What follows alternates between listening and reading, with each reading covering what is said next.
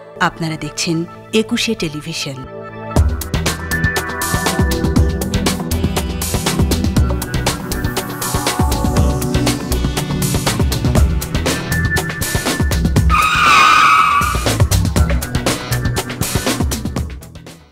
সম্মানিত দর্শক, সবাইকে স্বাগত জানাচ্ছি ডিটোল টাটা 21 রাতের আজকের আয়োজনে।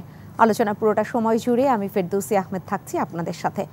এবং আজকে আমরা কথা বলতে চাচ্ছি মার্কিন যুক্তরাষ্ট্রে তারা যে বিচার বহির্ভূত হত্যাকাণ্ডের কথা বিশ্বের বিভিন্ন দেশে বলে থাকে এবং বাংলাদেশও সেখান থেকে বাদ পড়েনি, স্যাংশন দিয়ে থাকেন তারা। এবং আমরা দেখেছি আমাদের র্যাবের মতো একটি দলকে বা একটি যারা রয়েছেন আইন শৃঙ্খলা রক্ষাকারী বাহিনীর উপর এই স্যাংশন দেওয়া হয়েছে। এবং পরবর্তীতে নানানভাবে আরও বিচার বহির্ভূত হত্যাকাণ্ড নিয়ে তারা যেমন কথা বলেছেন, মানবাধিকার নিয়ে তারা কথা বলেছেন, বাংলাদেশে মানবাধিকার লঙ্ঘিত হচ্ছে, এটা বারবার তারা আওয়াজ তুলেছেন। কিন্তু সেই মার্কিন যুক্তরাষ্ট্রে কি পরিমাণ বিচার বহির্ভূত হত্যাকাণ্ড হয় তা শুনলে হয়তো বিশ্বের যে কোনো প্রান্তে বসে আমাদেরকে শিহরিত হতে হয়। পুলিশের গুলিতে হত্যা করা হয় বছরে 1000 এবং 1 লাখের মতো নিখোঁজ হয়ে থাকে। সেই হিসাব কে রাখে বা সেই ব্যাপারে তাদেরকে কে স্যাংশন দিবে, তাদেরকে কে কি বলবে? শুধুমাত্র সেই বিশ্ব কর্তৃত্ব করে বলে বা পশ্চিমা বিশ্বের বিশ্ব মোড়ল এই শব্দগুলো দিয়েই তারা পার পেয়ে যাবে কিনা, সেই আলোচনাগুলোই আজকে করতে চাচ্ছি। এবং আমাদের মাননীয় প্রধানমন্ত্রী সাম্প্রতিক সময়ে ঘটে যাওয়া বাংলাদেশিকে একদম ঘরের ভেতরে ঢুকে যে মারা হয়েছে সেই ব্যাপারে জবাব চেয়েছেন। নিউ ইয়র্ক পুলিশ থেকে শুরু করে যদি মার্কিন যুক্তরাষ্ট্রের সমস্ত সেই বাহিনীর কথা বলা হয় যে কতটা তাদেরকে জবাবদিহিতার আওতায় আনা হয়, তাহলে বিশ্বের সব প্রান্তে বোধহয় এখন মানবাধিকারের সংজ্ঞা তারা যেভাবে সাজান সেই ব্যাপারে কথা বলবার সময় হয়েছে।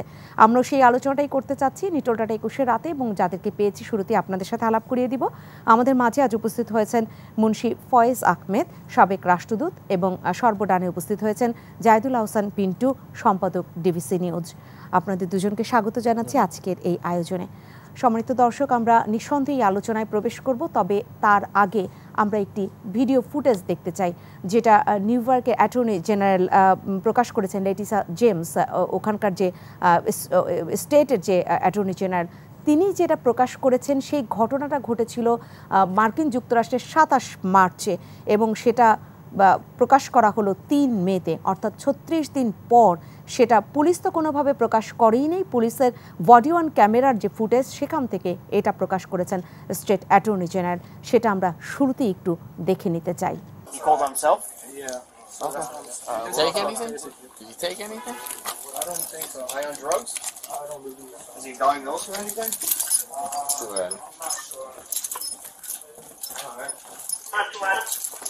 We were able to get in.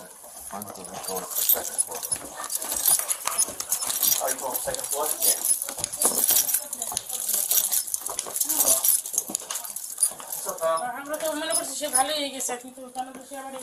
Anybody else in the house?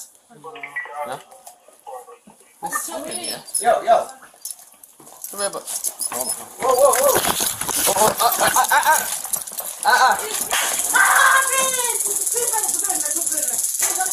Let go of him and back up. Let go of him. Miss!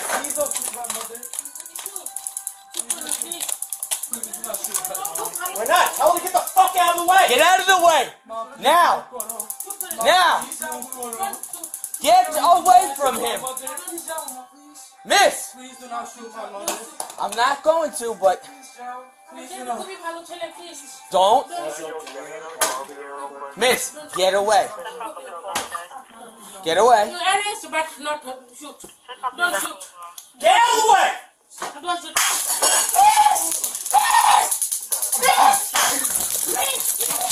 Get down. Get down.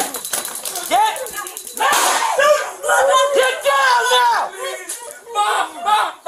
Get out of the way. Get out of the way. Get out of the way. Please do not shoot my mom. Get her out of the way. I'm so sorry. Get her out of the way now.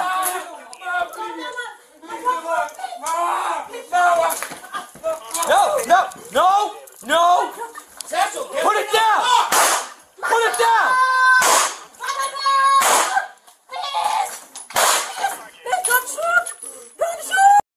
আমরা এতক্ষণ যে footage দেখলাম, এই ধরনের footage আমরা কখনোই প্রত্যাশা তো করিই না, অনেক বেশি অনাকাঙ্ক্ষিত, অনেক বেশি অপ্রত্যাশিত, এবং আমাদেরকে এত দূরে বসেও সেটা কাঁদায় যে কেন এভাবে একটি অটিস্টিক, তাকে তো বলা হচ্ছে সাহায্য চেয়েছিল তার মা ফোন করে জরুরি সেই সেবায়, এবং সেখান থেকে যেহেতু অটিস্টিক বেবি সে কোনোভাবে উত্তেজিত হয়ে পড়েছিল, সাহায্যের পরিবর্তে উল্টো এসে তাকে মেরে ফেলা হলো। এটা কোন ধরনের মানবাধিকার, সেই আলোচনাটাই প্রবেশ করতে চাই। মুন্সি ফয়েজ আহমেদ, শুরুতেই আপনার কাছে জানতে চাই, এই যে এটা আমরা ফুটেজটা দেখলাম, এই ফুটেজটাতে যে দৃশ্য আছে এটা দেখা যায় না। আমি তো আমার দম বন্ধ হয়ে আসছিল যখন দেখছিলাম। তো আমি মনে করি যে যারা আমাদেরকে প্রতিনিয়ত মানবাধিকারের কথা বলে লজ্জা দেওয়ার চেষ্টা করে, এবং আমরা কিছুটা লজ্জা পাই কারণ আমাদের লজ্জা আছে, কিন্তু যারা লজ্জা দেওয়ার চেষ্টা করে তাদের লজ্জা আছে কিনা সেই সম্বন্ধে আমার যথেষ্ট সন্দেহ আছে। তাদের কবে লাজ লজ্জা কিছুটা হবে, কারণ তারা প্রতিনিয়ত তাদের দেশে এই ঘটনাগুলো ঘটছে। আপনি যে হিসাব দিলেন যে 1000-এর মতন মানুষ পুলিশের গুলিতে বিনা বিচারে তাদেরকে হত্যা করা হচ্ছে, বিচার বহির্ভূত হত্যা, তো সেই সম্বন্ধে তো কোনো সন্দেহ নেই। তারপরে সেটা কি হচ্ছে, তারপরে সেই পুলিশের কি বিচার হচ্ছে? কিছু কিছু ক্ষেত্রে আমরা শুনেছি যে বিচার হয়, কিন্তু তাদের কোনো শাস্তি হয় না। কিন্তু এটা তো একটা অত্যন্ত চরম, যেই দৃশ্যটা আমরা দেখলাম, এখানে বাচ্চাটাকে তো অন্যভাবে তারা বুঝতে পারছে যে অটিস্টিক শিশু, তারা ওখান থেকে সরে দিয়ে যারা এক্সপার্ট এই ব্যাপারে তাদেরকে পাঠাতে পারতো।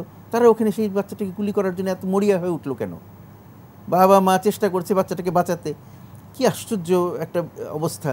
এরপরেও যদি তাদের বিরুদ্ধে ব্যবস্থা গ্রহণ করা না হয়, তাহলে কীভাবে তারা অন্য পৃথিবীর সবাইকে জ্ঞান দিতে থাকবে? তাদের এক তো নিজেদের দেশের মধ্যে, আর এখানে হাজার হাজার শিশু এবং নারী হত্যা হচ্ছে গাজায়, সেখানে তারা সেই যে গণহত্যা, এটা এর চেয়ে গণহত্যার তো আর প্রকৃষ্ট উদাহরণ খুঁজে পাওয়া যাবে না। একেবারে জ্বলন্ত উদাহরণ আমাদের চোখের সামনে ঘটছে, সেই জিনিসটাকে তারা সমর্থন দিয়ে যাচ্ছে। সেই জিনিসটাকে তারা কয়েকদিন পরপর তাদের রাষ্ট্রপতি বলছেন যে না, আমরা তাদেরকে বলেছি যেন সিভিলিয়ান ক্যাজুয়ালিটি কম হয়। এটা কী ধরনের কথা, কী ধরনের নির্লজ্জ কথা তারা বলতে পারে তাদের সর্বোচ্চ যে ক্ষমতার জায়গা থেকে? আমার কাছে খুব আশ্চর্য লাগে। এরপরেও মানে এই ব্যাপারে কথা বলতেও তো কষ্ট লাগে আর কি। তো আমি মনে করি যে তারা কি করছে না করছে তার চেয়ে আমরা যে আমি বললাম যে আমাদের একটু হলেও লজ্জা হয়, তো সেই লজ্জাটাকে কাজে লাগিয়ে আমরা আমাদের অবস্থানটাকে দৃঢ় করার চেষ্টা করি। আমরা যে পারি, আমাদের এখানে আরেকটা জিনিস বুঝতে হবে, এখানে কিন্তু খুব গুরুত্বপূর্ণ যে সংজ্ঞার কথা তোলা হয়েছে আপনার প্রথম বক্তব্যে, যে মানবাধিকারের সংজ্ঞা। কিন্তু মানবাধিকারের তো একটা সংজ্ঞা দিয়ে মানবাধিকারের কোথায় কোথায় লঙ্ঘন হচ্ছে সেটা আমরা সবাই এক বাক্যে স্বীকার করে নিব যে এগুলো সবই মানবাধিকারের লঙ্ঘন। কিন্তু মানবাধিকার সব দেশে এক মাপে মাপা যায় না, সেই জিনিসটাও বুঝতে হবে। যারা আমাদেরকে জ্ঞান দিতে আসেন তাদের সেটা বুঝতে হবে যে আমাদের দেশে মানুষের সবচেয়ে বেশি প্রয়োজন কোনটা। এখনও আমাদের দেশ, আমরা যদিও এগিয়ে যাচ্ছি, তারপরেও আমাদের দেশে সবার খাওয়া পড়া, বাসস্থান, কর্মসংস্থান এগুলো নিশ্চিত করা নিয়ে আমরা এখনও বিভিন্নভাবে স্ট্রাগল করে যাচ্ছি।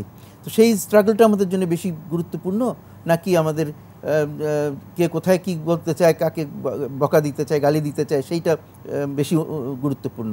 আমি মনে করি যে আমাদের এখনও যে বড় সংগ্রামটা আছে, মানুষের জীবনযাপনের অধিকার, মানুষের খাদ্য, বাসস্থান, আহার বাসস্থান এবং তাদের কি বলে কর্মসংস্থান ইত্যাদি, এইগুলো অনেক বেশি গুরুত্বপূর্ণ।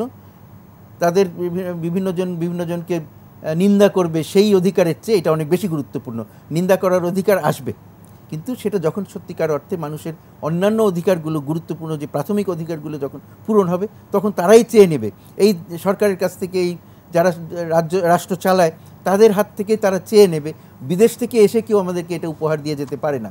সেইটা আমার মনে হয় আমাদের খেয়াল রাখতে হবে, এবং যারা আমাদেরকে এই সবক দিতে চান তারা নিজেদের দিকে একটু তাকাক, তারা আয়নায় নিজেদের মুখটা দেখুক। ফয়েজ আহমেদ, আপনি চমৎকারভাবে বললেন যে আমাদের লজ্জা আছে। আমরা তো বলি আমাদের চোখের পর্দা আছে, লজ্জা আমরা পাই, আমরা নত হতেও জানি, চোখকেও আনত দৃষ্টিতে তাকাতে জানি। কিন্তু এখন যখন জবাবদিহিতার মধ্যে আনা বা জবাব চাওয়া যে কেন আমার নাগরিককে তুমি মারছো ওখানে, সেই জায়গাটায় আমাদের রক্তচক্ষু কতটা পরবর্তীতে প্রদর্শন করা দরকার আপনার কাছে আমি একটু পরে জানবো। রয়েছেন জাহিদুল হাসান পিন্টু, আপনাকে শুরুতে শুনতে শুনতে চাই, যুক্তরাষ্ট্র যখন মানবাধিকারের সংজ্ঞা দেয় তখন এদেশে বসে অনেক বেশি প্রশ্ন আমাদের মনে উত্থাপিত হয়। সেরকমই কিছু প্রশ্ন আপনার কাছ থেকে শুনতে চাই যে কোনগুলো আসলে উত্থাপিত হয়। না, ফয়েজ ভাই তো বলছিলেন ক্লিয়ার করে। এখন যুক্তরাষ্ট্রের মানবাধিকারের সংজ্ঞা, আমার দেশের মানবাধিকারের সংজ্ঞা বা অন্য দেশের মানবাধিকারের সংজ্ঞা যেটাই থাকুক, অথবা ইউএন ডিক্লারেশন যেটাই থাকুক, এটা নির্ভর করছে আপনার শক্তি কত বেশি। এখানে বাস্তবতা আমি তাই দেখি, মার্কিন যুক্তরাষ্ট্রের শক্তি আছে, সে তার মতো সংজ্ঞাকে ব্যবহার করবে, সে নিজের মতো সংজ্ঞায়িত করে নেবে। এই যে আপনি শুরুতে যেই ভূমিকায় বললেন না 1000 মানুষ প্রতি বছর মারা যায়, এই ডাটাবেসটা আপনার যুক্তরাষ্ট্রের পত্রিকাগুলিও করে। ওয়াশিংটন পোস্ট এটা একটা পুলিশ কিল্ডের একটা হিসাব রাখে প্রতিদিনের, বা একটা pulicekill.com নামে একটা ওয়েবসাইটও আছে, ওখানেও পাবেন এগুলো। সেই ডাটায় দেখবেন 2023 সালটা ছিল ওদের হাইয়েস্ট লেভেলের, মানে পুলিশ শুটিংয়ের, মানে হত্যাকাণ্ড যেটা আপনি বলছেন 1000, ওখানে আমি দেখলাম 1153 জনকে হত্যা করেছে। মানে এখানে ইম্পর্টেন্ট জিনিসটা হলো এই হত্যাকারীদের মধ্যে শিকার হয়েছে যারা, এর মধ্যে কালো রঙের মানুষের সংখ্যা বেশি। যদি আপনি বর্ণবাদ এখানে চলেছেন, মানবাধিকারের সঙ্গে এটা একটা বড় প্রশ্ন, তার মানে আপনি বর্ণবাদের জায়গায় আপনি এখানে এটাকে ব্যবহার করছেন। তো আরেকটা যেটা বিচারের বিষয় আসছেন, তো 99% ঘটনায় তাদের জবাবদিহি করতে হয় না। এই কিলিংগুলোকে তারা জাস্টিফাই করে। কিভাবে করে? এই ধরেন গুলি করলো, সে বলল যে সে হাত উপরে উঠায় নাই, গুলি করে দিলাম। সে হাতটা উপরে উঠানোর সময় মনে হয়েছে পকেটের দিকে হাত যাচ্ছে, পকেটে হাত যাচ্ছে মানে সে পকেট থেকে হয়তো আর্মস বের করতে চায়। মানে এখন শব্দ উচ্চারণ করলেও আপনি যদি টেররিস্ট বা টেররিজম শব্দটা উচ্চারণ করেন, গুলি করে দিতে পারে। মানে এই যে এই জায়গাগুলো ওরা যেহেতু জবাবদিহির মধ্যে নাই 99%, সো একের পর এক ঘটনা ঘটবে। আর ওই যে বললাম এই কালো মানুষদের বেশি ঘটনাটা ঘটায়। তো ওই মানবাধিকারের সংজ্ঞা বা জবাবদিহির জায়গা না থাকলে, তার যেহেতু শক্তি আছে আমাদের মতো দুর্বল রাষ্ট্রগুলোর উপর, দুর্বল অর্থে যে আমরা একটু অর্থনৈতিকভাবে দুর্বল, দেখবেন আমি যখন আবার অর্থনৈতিকভাবে একটু সবল হব, আমাকে তারা সেই সারমন দিতে আসবে না। তো এই জায়গাটা আমি দেখি যে ওখানে শুধু হত্যার বিষয় না।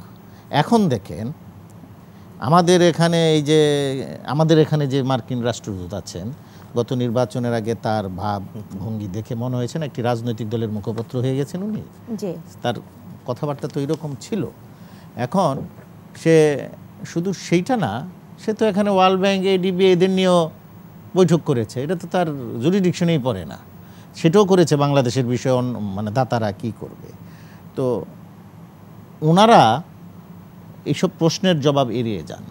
ওনারা যখন এগুলি তুলেন আমাদের এখানে, আমরা যখন এগুলো তাদেরকে বলতে যাই, তখন এইগুলো তারা যুক্তরাষ্ট্রের অভ্যন্তরীণ ব্যাপার।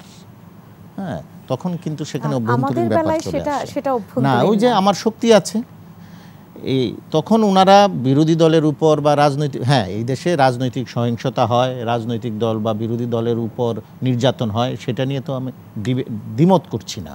পুলিশ বাড়াবাড়ি আচরণও করে, সেটাও আমি বলছি। কিন্তু তার ওখানে আজকে দেখেন এই যে ইসরায়েল বিরোধী যে এই আন্দোলনগুলো হচ্ছে যুক্তরাষ্ট্রের প্রায় 50টা বিশ্ববিদ্যালয়ে, ওখানে কি করছে? ওখানে এই হঠাৎ করে এক জায়গায় গুলি করে দিল, পরে পুলিশের রিপ্লাই কি দিয়েছে জানেন? যে ভুল করে গুলি করা হয়েছে। তো ভুল করে গুলি করা হয়েছে, হ্যাঁ। তারপরে একজন শিক্ষককে দেখা গেল আপনার এই আড়মোড়া করে ধরে নিয়ে গেল। আপনি এটা চিন্তা করেন না, ঢাকা বিশ্ববিদ্যালয়ের একজন শিক্ষককে পুলিশ হাত বেঁধে ধরে নিয়ে যাচ্ছে বিক্ষোভ থেকে। তখন দেখতেন যুক্তরাষ্ট্র না, ওই পশ্চিমা সব রাষ্ট্রের যৌথ বিবৃতি। আমাদের এখানে ওই যে ভিপি নূরের সময় দিয়েছে না, এটা ঘটনাকে বানোয়াট ঘটনা নিজেরা তৈরি করে তারপরে 14 দেশের রাষ্ট্রদূতের বিবৃতি। হ্যাঁ, তো ওখানে দেখেন এটা না শুধু যে মাত্র তো গেল প্রেস ফ্রিডম ডে, যুক্তরাষ্ট্রের কানসাসে গত জুলাইতে পত্রিকা অফিসে ঢুকে সাংবাদিককে ধরে নিয়ে যান। হ্যাঁ, এটা আপনি ভাবেন না আপনার অফিসে আপনি কাজ করতেছেন, এই ঘটনা ঘটেছে, একবার ঘটেছিল এই আপনার বিএনপির প্রথম আমলে। জনকণ্ঠের অফিস থেকে জনকণ্ঠের সম্পাদককে অ্যারেস্ট করেন, সারা দেশে তোলপাড় হয়েছিল। তো যুক্তরাষ্ট্রতে এগুলি ঘটছে। সো এইটার জবাবদিহির জায়গা যেটা বলেন, আমার আপনার একটু জবাবদিহি করতে হয়, হ্যাঁ, বা ওনারাও জবাবদিহি চান, হ্যাঁ, যে বিভিন্ন মিটিংয়ে যেহেতু যে ডোনার পার্টনার তাদের কাছ থেকে আমাদের সাহায্য নিতে হয়, সো আমাদেরকে একটু এই জায়গায় কথা বলতে হয়। কিন্তু যুক্তরাষ্ট্রের তো এই জবাবদিহির জায়গা নাই, সেটা ছিল জাতিসংঘ, এটা তো তার ওই যে ওখানেও যুক্তরাষ্ট্র বোধহয় সবচেয়ে বেশি ডোনেট করে, তো তার বাইরে তো সে যেতে পারছে না। তো এই জায়গাটা আমি মনে করি যে আপনি এখানে যতই বলি, হ্যাঁ, যুক্তরাষ্ট্রের বিরুদ্ধে অনেক কথা বলতে পারবো, যুক্তরাষ্ট্র মানবাধিকার লঙ্ঘন প্রচুর হয়। ইভেন আরও আয়রনিটা দেখেন যে মানে ওরাই লিখেছে, যুক্তরাষ্ট্রের লোকজনই লিখে দ্য গ্রেট হিপোক্রেট আমেরিকা, এই বইটা ওদেরই নাগরিকদের লেখা। আমাদের এই হিপোক্রেসিটা, আমাদের যে বঙ্গবন্ধুর খুনি একজন ওখানে রয়ে গেছে, হ্যাঁ, একই অভিযোগে একই মামলা একই ধারা একজন খুনিকে 2007 সালে যুক্তরাষ্ট্র থেকে আমরা নিয়ে আসতে পেরেছি, অথবা তারা ফেরত পাঠিয়েছে খুনি মহিউদ্দিনকে। তো একই অভিযোগে একই মামলা একই ফাইল একই ধরন, আপনার কেস ডকেটও ভিন্ন না, তাহলে আপনার সেই খুনিকে দিচ্ছে না কেন? ওই মামলা উঠে না, পেন্ডিং, কিন্তু বছরের বছর। এটা ট্রাম্পের আমলে একবার উঠার চেষ্টা হয়েছিল, এরপরে যে বন্ধ এই যে বাইডেনের আমলে, তো ওই মামলায় আর উঠায় না। তার মানে কি দাঁড়াচ্ছে? আইনটাকেও কিন্তু তারা তাদের মতোই ব্যবহার করছে। এখন বলতে পারেন যে আইন তারা তাদের মতো ব্যবহার করে কিভাবে? আপনি যদি রাষ্ট্রপক্ষ থেকে যদি কেসটাকে আপনার এই পার্সু না করে ফাইল না উঠবে না, তো ওরা উঠাচ্ছে না, অ্যাটর্নি জেনারেল অফিস থেকে সেটা উঠছে না। তার মানে এই তৃতীয় বিশ্বের দেশ বলেন, দুর্বল রাষ্ট্র বলেন, এইসব জায়গায় মানবাধিকার লঙ্ঘন হয়, অর্থনৈতিক কারণ থাকে, নানান কারণ থাকে। ওখানে তো অর্থনৈতিক কোনো কারণ নাই, তাই না? তো ওখানে তারা যেগুলো ঘটায় আপনার, সেটা হলো ওই যে রাষ্ট্রশক্তির ব্যবহারটা করে, কিন্তু কাউন্টার দেওয়ার কেউ থাকে না। আজকে যদি যুক্তরাষ্ট্রের মতো প্যারালাল আরেকটি রাষ্ট্র থাকতো, হ্যাঁ, তখন দেখতেন সেও পাল্টা থাকে, জোরালোভাবে এর প্রতিবাদটা হয়তো আমার এখানেও এই যে এখন দেখেন এই যে এরা বাইরে বলে মানবাধিকারের কথা তো বলছেন, এই যে রোহিঙ্গাদেরকে ওরা সবচেয়ে বেশি সাপোর্ট দিচ্ছে। এটা নিয়ে একদিকে যে যুক্তরাষ্ট্র যেমন আর কি, একদিকে মারবে আর একদিকে অ্যাম্বুলেন্স পাঠাবে হসপিটালে নেওয়ার, হিপোক্রেসিটা এরকম। হ্যাঁ, আবার আমার এখানেও ওই তাদেরকে রাখার জন্য খাওয়ার খরচ, পড়ার খরচ দিচ্ছে, আবার ওখানে না পাঠানোর জন্য তারা এই রোহিঙ্গা অ্যাক্ট তৈরি করতে যাচ্ছে, যেটা বার্মা অ্যাক্ট করেছে। ওদের সুবিধার্থে কিছু একটা তৈরি করে রাখা, সব সময় একটি তৈরি করে রাখা, ওই যে শক্তি, জি, অর্থ, বিত্ত, ক্ষমতা, তার আছে অস্ত্রের ক্ষমতা। আপনি যদি আজকে, আমি বললাম তো, আজকে আমার দেশের যে 2800 না 2900 যে আপনার মাথাপিছু আয়, এটা যখন আমার ডাবল হবে, আমার যখন যুক্তরাষ্ট্রের দিকে তাকাতে হবে না, দেখবেন এখনই এটার জন্য অবশ্য ধন্যবাদ দিতে হবে বর্তমান প্রধানমন্ত্রীকে। আগে আমাদের সরকারগুলোও এই যুক্তরাষ্ট্রের রাষ্ট্রদূত বলেন, যুক্তরাষ্ট্রের কেউ হলে তাদের পিছনে লাইন দেওয়ার বিষয় ছিল।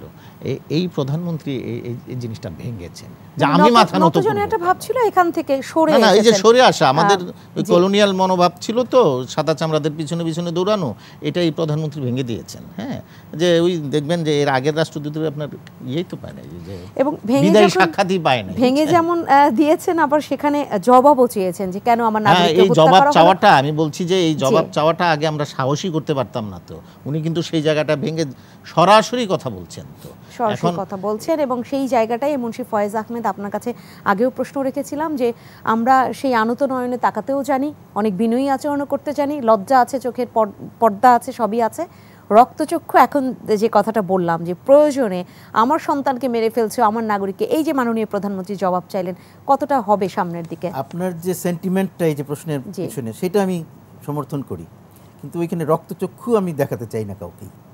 কেউ আমাকে রক্তচক্ষু দেখাক যেমন আমি চাই না, আমিও কাউকে রক্তচক্ষু দেখাতে চাই না।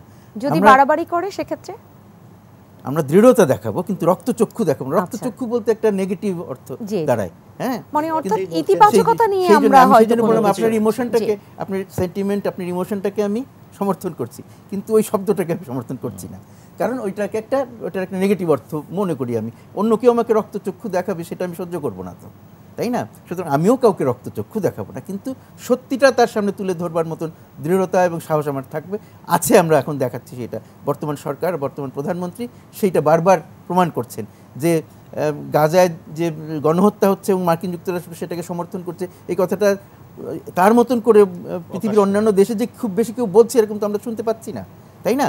কিন্তু উনি যে বলছেন এইটাই তো একটা বিরাট ব্যাপার, রক্তচক্ষুর প্রয়োজন পড়ছে না। আর তারপরে এই যে বাংলাদেশিকে হত্যা করেছে তার জবাব চেয়েছেন, আমি মনে করি এইগুলো কিছুটা হলেও নতুনত্ব আছে। এই দিকে আমাদের এগিয়ে যেতে হবে যে আমরা সবার সাথে সদ্ভাব রাখবো, সবার সাথে বন্ধুত্ব করব, কারোর সাথে শত্রুতা করব না, কিন্তু দৃঢ়তা আমরা দেখাতে শিখছি। তো সেটা আমি মনে করি কথা 2-3টা কথা আমি মনে করি যে আমাদের আগের আলোচনার ধরে আমি বলতে চাই। যেমন একটা র্যাবের কথা তুলেছিলেন আপনি শুরুতে, যে র্যাবের বিরুদ্ধে তারা আমাদেরকে নিষেধাজ্ঞা দিয়েছে। কেমন তো র্যাব যখন তৈরি হলো সেটার পিছনে মার্কিন যুক্তরাষ্ট্রের একটা বড় হাত ছিল। খালি তৈরি হওয়ার জন্য না, তাদের ট্রেনিং, তাদের বিভিন্ন রকমের সরঞ্জাম সবকিছু মার্কিন যুক্তরাষ্ট্র বা তার মিত্রদের কাছ থেকে আনা হয়েছিল। আমি তখন হংকংয়ে ছিলাম, তখন আমাকেও দায়িত্ব দেওয়া হয়েছিল যে তাদের জন্য সাজ সরঞ্জাম হংকং থেকে কীভাবে কেনা যায় ইত্যাদি ইত্যাদি। যাই হোক ওইগুলোর কথার মধ্যে যাই না, কিন্তু এইটা একটা জিনিস। তারপরে হ্যাঁ, র্যাব তৈরি হলো, র্যাব যে কিছু অতি করে নাই সেটা তো বলবো না, অনেক ভুলভ্রান্তি তাদের আছে, কিন্তু র্যাব কিন্তু বাংলাদেশের শান্তি প্রতিষ্ঠায়, বাংলাদেশে বিভিন্ন রকমের গুরুতর অপরাধকে দমনে অত্যন্ত গুরুত্বপূর্ণ ভূমিকা রেখেছে, এইটা কেউ অস্বীকার করতে পারে না। এবং র্যাবের যে বিভিন্ন সময় তাদের যে কোনো ক্ষেত্রে বাড়াবাড়ি করেছে বা বেআইনি কিছু করেছে, তাদেরকে বিচারের সম্মুখীন করা হয়েছে, তাদেরকে শাস্তি দেওয়া হয়েছে। তো সুতরাং ওইভাবে দেখাটা আমি মনে করি যে ঠিক না। আমি মনে করি যে র্যাব একটা গুরুত্বপূর্ণ প্রতিষ্ঠান, যেটা বাংলাদেশের একটা অনেক প্রয়োজনীয়, এবং সেটার ভুলভ্রান্তি থাকলে দেশের মধ্যে তার বিচার হবে। দেশের তো মানবাধিকারের নিয়ে কথা বলবার লোক রয়েছে, এই ধরনের স্যাংশন দেওয়াটা আমি মনে করি যে ঠিক না। তাদের বোঝা উচিত যে এটার মানে positives are much more than the negative. সুতরাং এটাকে কীভাবে শুধরানো যায়, কীভাবে সেইভাবে পরামর্শ দিক, সাহায্য করুক, আমাদের কোনো আপত্তি নেই। কিন্তু এই পাবলিকলি এটার ব্যাপারে আমাদেরকে বিভিন্নভাবে হেনস্থা করা, এটা আমি মনে করি যে অত্যন্ত অবন্ধুসুলভ একটা কাজ করেছে মার্কিন যুক্তরাষ্ট্র। তারপরে একটা জিনিস বলা হয়েছে যে এই সংজ্ঞার কথা বলা হয়েছে, তাদের সংজ্ঞা একটা আমাদের সংজ্ঞা একটা, তা না। মানবাধিকারের যে চার্টার আছে কি বলে জাতিসংঘের, সেটা আমরা সবাই মানি এবং সেগুলো সবই ঠিক আছে সব, কিন্তু এক এক দেশে এক একটা জিনিস প্রাধিকার পায় বা প্রায়োরিটি পায় তাদের আর্থসামাজিক উন্নয়নের অবস্থানের কারণে, এবং সেটা বুঝতে হবে, সেটা স্বীকার করে নিতে হবে। তারপরেও আমি বলি যে তাদের যে সংজ্ঞা, সেই সংজ্ঞার বিরুদ্ধেই তো তারা কাজ করছে। এই যেসব কথা আমাদেরকে যে জিনিসগুলো নিয়ে তারা বিভিন্নভাবে লজ্জা দেওয়ার চেষ্টা করছে, সেই জিনিসগুলোই তাদের দেশে বেশি হচ্ছে। সুতরাং নিজেদের সংজ্ঞায় যে মানবাধিকার, সেটাতেও তারা একটা মানে যে কোনো একজন অভিযুক্ত এবং পরবর্তীতে তিনি দোষী সাব্যস্ত হলেও তিনিও তো নিজের একটু আত্মপক্ষ সমর্থনের সেই সুযোগটা দেয়া হয়। বিচার বহির্ভূত হত্যাকাণ্ড আমাদেরও কাম্য নয়, কিন্তু সেই জায়গায় তাদের দেশে বিচার বহির্ভূত হত্যাকাণ্ড হচ্ছে, তারা আবার আমাদের দেশের ব্যাপারে কথা বলছে। সেই জায়গাটাই প্রশ্নটা আসলে ওঠে মানবাধিকারের সংজ্ঞার জায়গা থেকে। আমি বিরতিতে যাব। জি সম্মানিত দর্শক, নিউজটার 21 রাতে সময় হয়েছে একটা ছোট্ট বিরতি শেষে ফিরে আসবো আজকের আলোচনায়, সাথেই থাকবেন।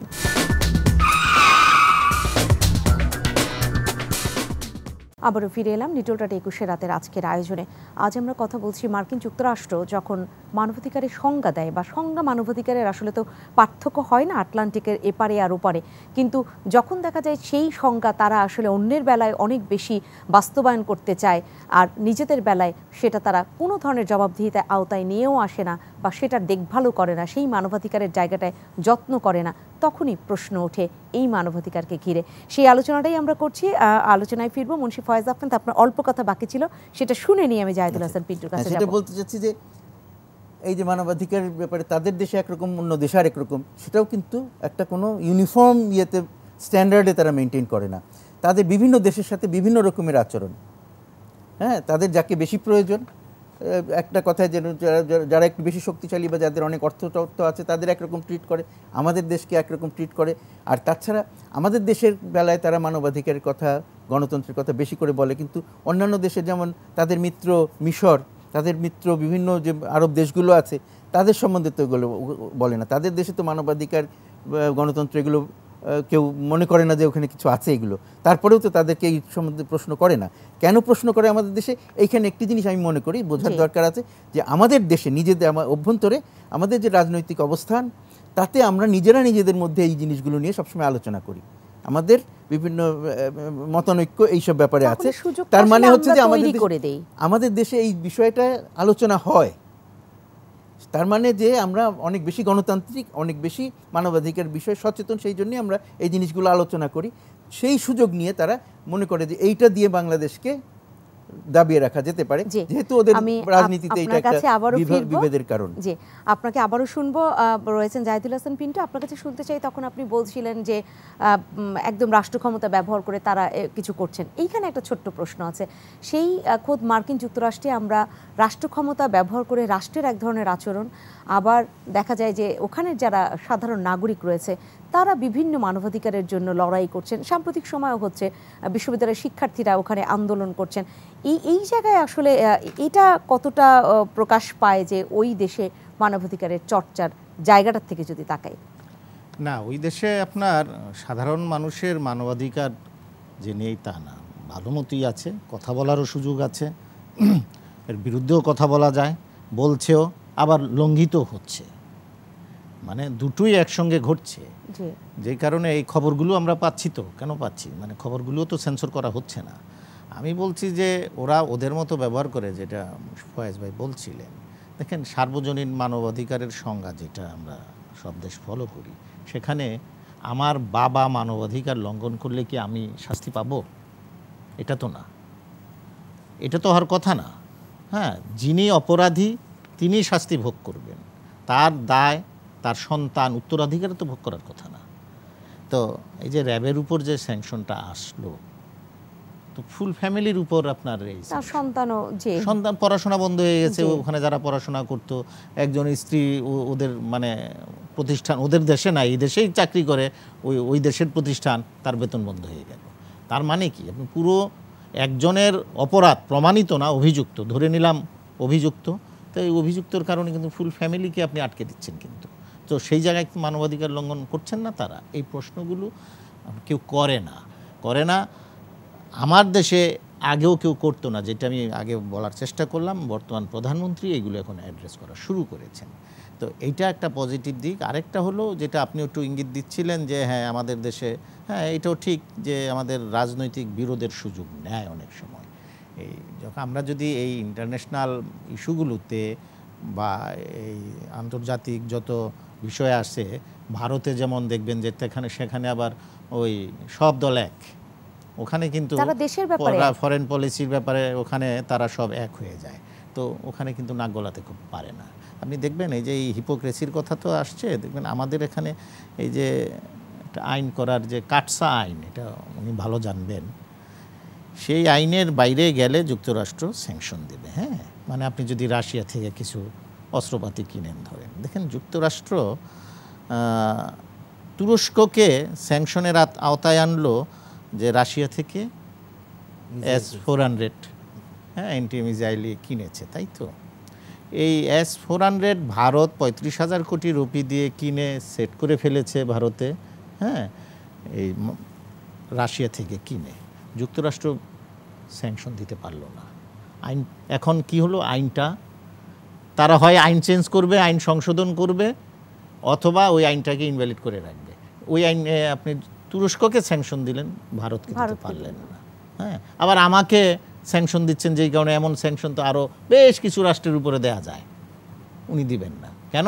এটা এই জায়গাটা হলো পলিটিক্যাল মোটিভেশন। যুক্তরাষ্ট্রের একটা পলিটিক্যাল মোটিভেশন, মোটিভেশন না, কি বলে, ইন্টেনশন। হ্যাঁ, পলিটিক্যাল ইন্টেনশন আছে আমার এই বাংলাদেশকে ঘিরে, সুবিধাবাদী। হ্যাঁ, তার যেটা সুবিধা সেই অনুযায়ী সেটা অ্যাক্ট করবে। এই দেশে এখনও যদি, আমার চেয়ে মুন্সি ফয়েজ ভাই ভালো বলবেন, উনি এই বিষয়টা জানেন, এখনও যদি ইন্দো প্যাসিফিক স্ট্র্যাটেজিতে আমি ওই যে সই করতে চাচ্ছি, তো আমরা হয়তো নানান দিচ্ছি যে অর্থনৈতিক বিষয়টাকে জোর দিচ্ছি, আমরা যদি সেই জায়গায় তাদের সঙ্গে একমত হয়ে যাই, দেখবেন যে এইগুলো উইথড্র হতে, এই স্যাংশন উইথড্র হবে, নতুন কিছু আপনার সেক্ষেত্রে জাহিদুল হাসান পিন্টু পুরোটাই রাজনৈতিক স্বার্থতা। আরেকটা বিষয় জানতে চাই, আপনি তো মানে ইতিমধ্যেই বলে ফেলেছেন যে এটা একটা রাজনৈতিক উদ্দেশ্য থাকে, তারা সেদিক থেকে অবশ্যই সে টার্গেট করে আপনাকে। সেক্ষেত্রে তাহলে এটাও একটু স্পষ্ট করেন, নরেন্দ্র মোদীকে, ভারতের প্রধানমন্ত্রী নরেন্দ্র মোদীকে স্যাংশন দেওয়া হলো, আবার এমন কি করে ফেললেন নরেন্দ্র মোদী এই কয় বছরের ব্যবধানে যে তাকে লাল গালিচে সংবর্ধনা দেওয়া হলো? না, হ্যাঁ উনি মানে প্রধানমন্ত্রী তার হলেন। দেশে যে এখন কর্মকাণ্ডগুলো এখন শোনেন, পরিচালিত হচ্ছে সেটা কি অনেক বেশি মানবাধিকারের পক্ষে যাচ্ছে? সেটা না, এটা হলো এই নরেন্দ্র মোদী একটাই কারণে এখানে আপনি চায়নাকে ফাইট না, আমি পার্শ্ববর্তী ভারতের এই উদাহরণটাই না দিলাম। না, চায়নাকে মোকাবেলা করার জন্য এই অঞ্চলে আমার ভারতকে দরকার, এটা সহজ ইকুয়েশন। আচ্ছা দেখেন, আবার মনে পড়লো আরেকটা, দেখেন শুধু এটা যে মার্কিন যুক্তরাষ্ট্র শুধু যে অস্ত্র অর্থনৈতিক ইস্যু দিয়ে মিডিয়াকেও ইউজ করে, শুনেন ওদের মিডিয়া বাজেট মানে চায়নাকে মিথ্যা, চায়না যে ভুল ভ্রান্তি করে, চায়নাকে নেগেটিভভাবে চিত্রায়িত করার জন্য ওদের মিলিয়ন মিলিয়ন ডলার খরচ করে যুক্তরাষ্ট্র, অফিসিয়ালি বাজেট থাকে। হ্যাঁ, তো $900 কোটি না কত একটা কথা এটা দেখছি। $500 মিলিয়ন প্রস্তাব আসছে।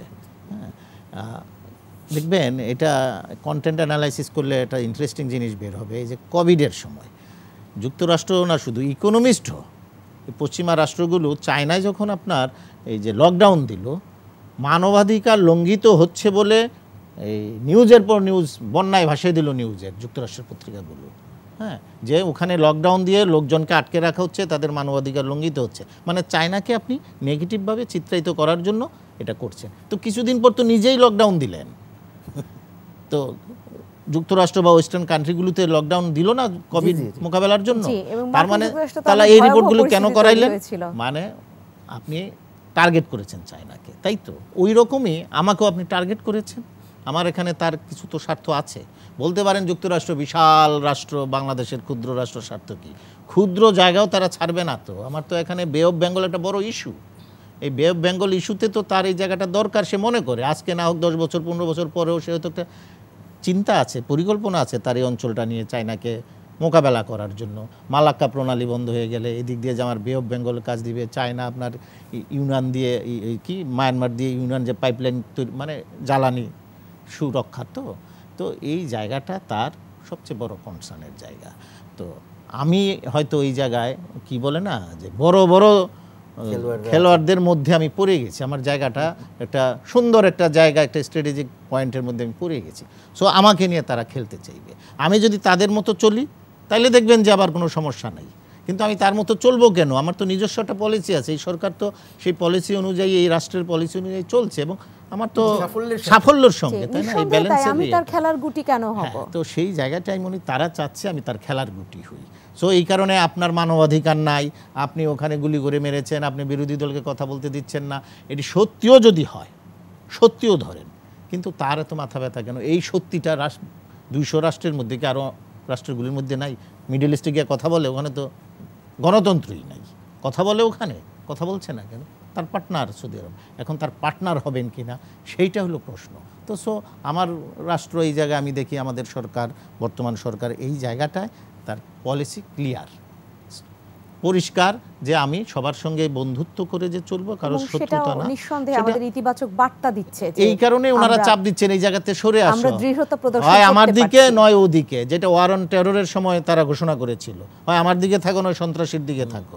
এইবারও তারা ওইটাই, হয় আমার দিকে থাকো নয়তো ওই যে চায়নার দিকে থাকো বা রাশিয়ার ব্লকের দিকে থাকো, ওই চাপটা দেওয়ার চেষ্টা করছে। চাপের জায়গাটা থেকে মুন্সি ফয়েজ আহমেদ, আমি আপনার কাছে এই অংশটা শুনতে চাই যে মার্কিন যে নাগরিক, সাধারণ নাগরিক, আমরা যেটাকে সিভিল সোসাইটি বলি বা এরকম, তারা কতটা চাপ তৈরি করতে পারবে? কারণ আমরা 1971 সালেও দেখেছি যে সাধারণ নাগরিকরা বাংলাদেশের এই যুদ্ধের একেবারেই মার্কিন যুক্তরাষ্ট্র যেভাবে সহায়তা করছিল তার বিপক্ষে ছিল, বরঞ্চ তারা আমাদেরকে সহায়তা করেছে, করবার চেষ্টা করেছে, সমর্থন জুগিয়েছে।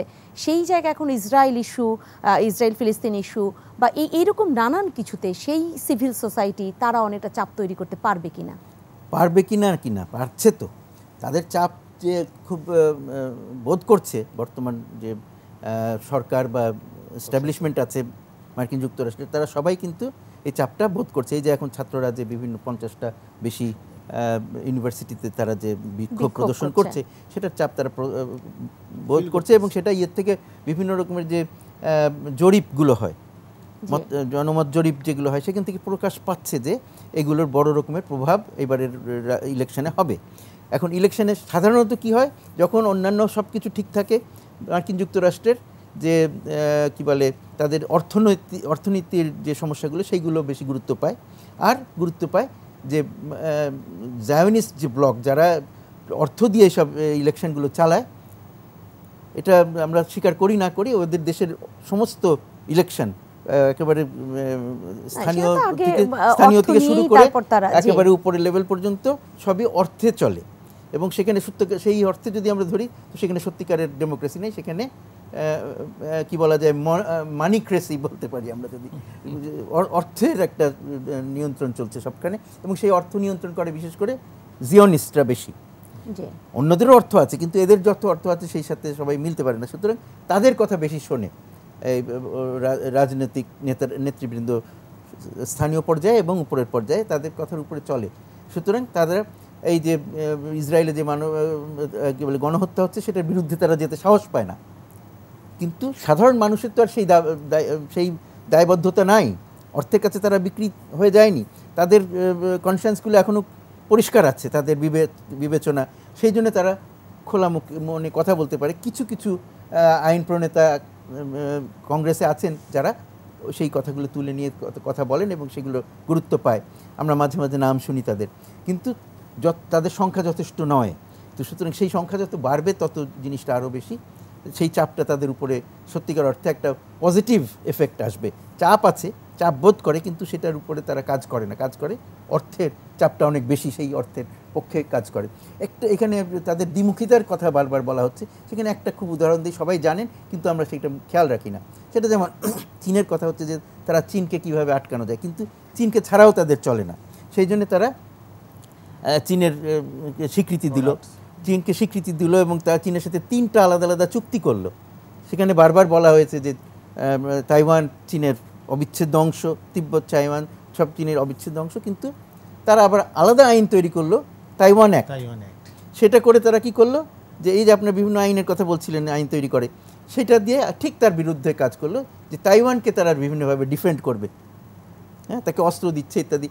এটা তো পরিষ্কার দ্বিমুখিতা।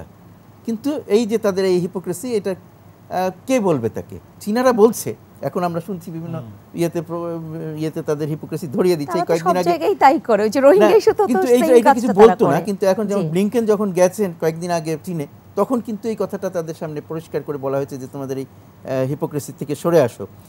এতে তাদেরকে বলা হয়েছে রেড লাইন ক্রস করো না, কারণ তারা এক মুখে বলছে যে তারা চীনকে ওয়ান চাইনা পলিসি বলছে, আরেক মুখে তারা তাইওয়ানকে সমর্থন দিচ্ছে এবং ওখানে যুদ্ধ লাগানো। এই যে যেমন আমরা বলছি ইউক্রেনে যুদ্ধ তারা লাগিয়েছে, প্রক্সি ওয়ার চলছে, তারা এই ইউক্রেন যুদ্ধ তো আর সারা জীবন চলবে না, এটাতে অস্ত্র বিক্রি করা শেষ হয়ে গেলে তখন কোথায় অস্ত্র বিক্রি করবে, সেই জন্য আরেকটা যুদ্ধের তৈরি করে রাখছে, সেটা হচ্ছে তাইওয়ান। তো এই কথাটা তারা সারা পৃথিবীতেই একসময় তারা এই ভারত বা এই এলাকায় মানে এই উপমহাদেশে পাকিস্তান এবং ভারতের মধ্যে যুদ্ধ লাগানো, সেটাও তাদেরই ইন্ধন। যেখানেই আমরা যাই যুদ্ধ, বড় বড় যুদ্ধ যা কিছু, এই যে কোরিয়ান যুদ্ধ হয়ে গেল, কোরিয়ান যুদ্ধ থেকে এই পর্যন্ত বহু যুদ্ধ তারা শুরু করেছে এবং অংশগ্রহণ করেছে, কোনোটাই তারা জেতে নাই। একমাত্র হয়তো বা ফার্স্ট গালফ ওয়ার যেটা আমরা বলি, সেটাতে তারা হয়তো জিতেছে বলতে পারি। আর তারা ইরাকের বিরুদ্ধে জিতেছে হয়তো ইয়েতে কি বলে পরবর্তীতে যখন সাদ্দামকে তারা শেষ করলো, কিন্তু সেখানেও কিন্তু তারা শেষ পর্যন্ত তাদের পালিয়ে যেতে হয়েছে। অর্থনৈতিকভাবে তো জিতেছে আর্মস বিক্রি করে, সেইটাই। কিন্তু সত্যিকার অর্থে তো তারা ইরাকে তাদের অবস্থান দৃঢ় করে আসতে পারে নাই, সেখানে তো শিয়াদের অবস্থান দৃঢ় হয়েছে।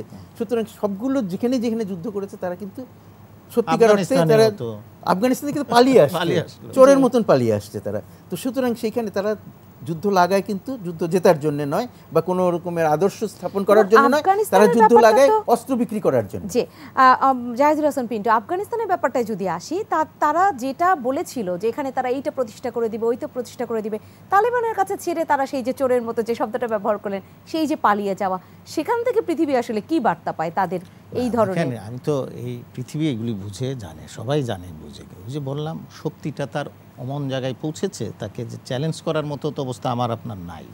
হ্যাঁ, কিন্তু কমছে, হ্যাঁ কমছে। এইগুলো এখন এই ভয়েসটা রেজ হচ্ছে, কিন্তু কোল্ড ওয়ারের পরে সে তো এককভাবে আধিপত্য বিস্তারের চেষ্টা করেছিল সারা বিশ্বে, এখন কিন্তু ওই তাহলে কি ইউনিপোলার অবসান হতে যাচ্ছে? এটা হয়তো সময়, এটা তো অলরেডি মানে একটা ব্লক তো দাঁড়িয়েছে, এটা হয়তো আরো শক্তিশালী হতে পারে যদি মার্কিন যুক্তরাষ্ট্র তার এই পলিসি কন্টিনিউ করে। না, এখানে একটা কথা শুধু যোগ করি, যেহেতু এটা এখন আলোচনায় আছে, সেটা হচ্ছে ব্রিক্স। জি জি ব্রিক্স কিন্তু BRICS তো নতুন একটা, গুরুত্ব জি। নিয়ে সামনে আগে আসছে এবং ডি-ডলারাইজেশন সেটার চেষ্টা হচ্ছে তো। সেইটা এখন কিন্তু বড় রকমে এগিয়ে আসতেছে। সবাই মনে করছিল এটা আস্তে আস্তে কোনোদিনই হবে, কোনোদিন হবে হ্যাঁ, কিনা, কিন্তু এটা- এখন মনে হচ্ছে যে এটা একটা বাস্তবতা। তার মানে মার্কিন যুক্তরাষ্ট্রকে জবাব দেওয়ার বিভিন্ন রকমের প্রতিষ্ঠান তৈরি এবং হচ্ছে। ব্রিক্সে তো নতুন নতুন দেশ যুক্ত হচ্ছে, আবার না, এটা আরো মানে ডলারকে যেদিকে ডমিনেট যাচ্ছে করার এটা আরেকটু শক্তি currency বাড়বে মনে আসবে, হচ্ছে। জি। আগামী সম্মেলনে আরো বোধহয় আরো কিছু মেম্বার অ্যাড হবে এখানে। তো পোলারাইজেশন ওখানে হচ্ছে যে এই ইয়েও না, আপনি দেখবেন যে যেই সৌদি আরব তার 100 ভাগ অনুগত ছিল তারাও কিন্তু এখন ভাগ করে নিচ্ছে আনুগত্যটা, তাই না? তো এটা হবে, এটা কিন্তু আমি এটা অন্য জায়গায় আসতে চাই। আমি তো যুক্তরাষ্ট্র কি করলো না করলো তার চেয়ে বরং আমি কি করলাম না করলাম, জি, আমি এবং কতটা আমিও যেহেতু শেষের দিকে চলে এসেছি সেই জায়গাটায় আমরা কি করলাম সেখান থেকে একটু আপনাকে জানতে চাই। আপনার কাছে এই প্রশ্নটা আমি রাখতেই চাই যে বাংলাদেশের কমিউনিটির চাপেই কিন্তু নিউ ইয়র্ক স্টেটের ওই অ্যাটর্নি জেনারেল এই ফুটেজটা, এই বডি অন ক্যামেরার যে ফুটেজটা, এটা প্রকাশ করতে বাধ্য হয়েছে। তাহলে কি আসলে চাপ কিছু কিছু হচ্ছে কিনা বা আমি করতে পারছি কিনা? না, দেখেন এই প্রশ্নটা তো আগে কেউ উঠাতো না। যুক্তরাষ্ট্রে তো প্রথম বাংলাদেশি মারা যায় নাই, এর আগে প্রচুর হত্যাকাণ্ড তারা ঘটিয়েছে। এখন প্রশ্নগুলো উঠা শুরু হয়েছে, এইটাই পজিটিভ দিক। আর এটা আমাদের বর্তমান সরকার প্রধান এই সুযোগটা আরও তৈরি করে দিয়েছেন। উনি যেভাবে যে লাউডলি বলেন, পার্লামেন্টও বলছেন, হ্যাঁ দৃষ্টান্ত হ্যাঁ, দিচ্ছেন যে বলা যায়, উনি তো এইটা একটা পজিটিভ দিক। উনি এটা কেন বলতেছেন, আমি ওই জায়গায় আসছিলাম যে আমি কি করলাম। উনি এটা বলতে পারতেছেন এই কারণে যে উনি এই রাষ্ট্রটাকে এখন যুক্তরাষ্ট্রের সহায়তা ছাড়াও আমি চলতে পারবো, আমার মানুষ না খেয়ে মরবে না। ওরা PL 480-তে আপনার 74-এ যে দুর্ভিক্ষের সময় যে আচরণটা করেছিল, আমার এখন তার জন্য বসে থাকতে হয় না। তার মানে হলো আমি যদি অর্থনৈতিকভাবে একটু সমৃদ্ধ হই, আমি যেটা শুরুতে বলছিলাম যে আমার যদি মাথা পিছু আয়টা এখন যেটা আছে এটাকে যদি আরেকটু বাড়িয়ে নিয়ে যেতে পারি, তাহলে আপনার দেখবেন যে যুক্তরাষ্ট্রের ভাষা চেঞ্জ হবে।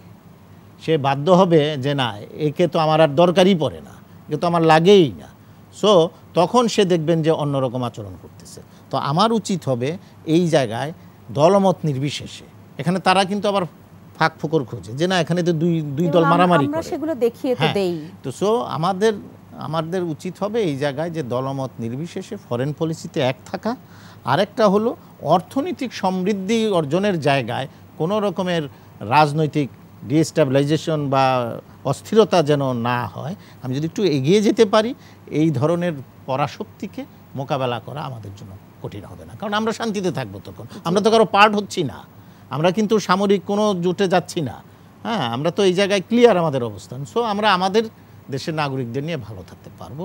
এই জায়গাটা আমার মনে হয় কনসেন্ট্রেশন করা উচিত যে কিভাবে আরও অর্থনৈতিক শক্তি বাড়ানো যায়। এবং যদিও আজকে একেবারেই সময় শেষ, কিন্তু তখনই প্রশ্ন আসে তাহলে আমাদের দেশে আমরা কেন সেই টাকা আবার বিভিন্ন জায়গায় নিয়ে গিয়ে রাখি, সেসব জায়গায় বিনিয়োগ করি বা তাদেরকে সুযোগ তৈরি করে দেই আমাদের দেশে।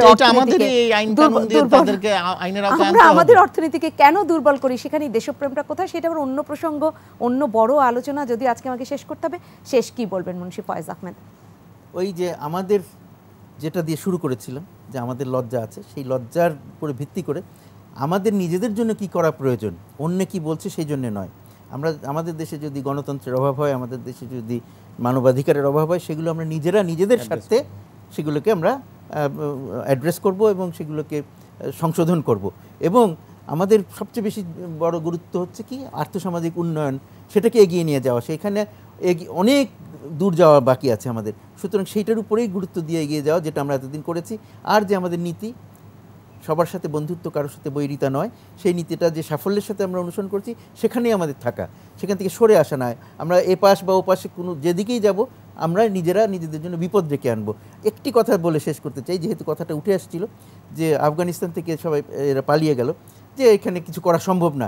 সেই আফগানিস্তান কিন্তু আজকে চীনের সাথে মিলে, জাপানের সাথে মিলে তাদের দেশকে একেবারে পরিবর্তন করে ফেলছে। তাদের দেশে কৃষির বিশাল উন্নয়ন হচ্ছে, তারা ওই যে ড্রাগস তৈরি করতো সেখান থেকে সরে এসছে, তারা এখন ফল, আপেল বা আর কি বলে আনার, এগুলো তৈরি করছে এবং বিশাল উন্নয়ন হচ্ছে। আর তারা আর্টিফিশিয়াল কৃত্রিম নদী তৈরি করে ফেলেছে জাপানের সাহায্য নিয়ে। তারা অনেকে মনে করে যে চীন তাদের বিভিন্ন রকমের খনিজ তুলতে সাহায্য করছে, জাপান তাদের সাহায্য করছে তাদের কি বলা যায় এই ট্রান্সপোর্টেশন এবং ইয়ের জন্যে, সেচের জন্যে। তো এইগুলো তারা করতে পারছে। সুতরাং এইটার থেকেও আমাদেরও শিক্ষা নেওয়ার ব্যাপার আছে যে নিজেদের ধ্যান ধারণার থেকেই আমরা আমাদের দেশকে এগিয়ে নিয়ে যেতে পারি। জি, অসংখ্য ধন্যবাদ জানাচ্ছি মুন্সি ফয়েজ আহমেদ আপনাকে, জাহিদুল হাসান পিন্টু আপনাকে অসংখ্য ধন্যবাদ। সম্মানিত দর্শক, আপনারা যারা ছিলেন আপনাদেরকে অসংখ্য ধন্যবাদ। আমরা সবসময় এই কথাটা বলতে অনেক বেশি গর্ববোধ করি যে দাম দিয়ে কিনেছি বাংলা, কারো দানে পাওয়া নাই। এখন শুধু দাম বাড়ানোর পালা। আর যদি এই দেশের দামটা বাড়াতে চাই তাহলে নিজেদেরকেই দামি হয়ে উঠতে হবে। সেই জায়গায় দামি কিভাবে হওয়া যায় এবং দেশপ্রেম ছাড়া কোনোভাবেই সেটা সম্ভব না, সেই ভাবনাটার জায়গায় একীভূত হতে হবে এবং সবাই একসাথে কাজ করতে হবে। ছিদ্রকেও খুঁজে পেলে সেখান দিয়ে নানান ধরনের বিস্তরের চেষ্টা তো করবেই, সেই খারাপ নানান ধরনের কিছু ঢেলে দেয়া বা বিষক্রিয়া তৈরি করা, সেই সুযোগ যেন আমরা না দিয়ে ভালোর পথে এগিয়ে যাই সবাই একসাথে, সেই প্রত্যাশায় শেষ করছে আজকের আয়োজন। ভালো থাকবেন সবাই, শুভরাত্রি।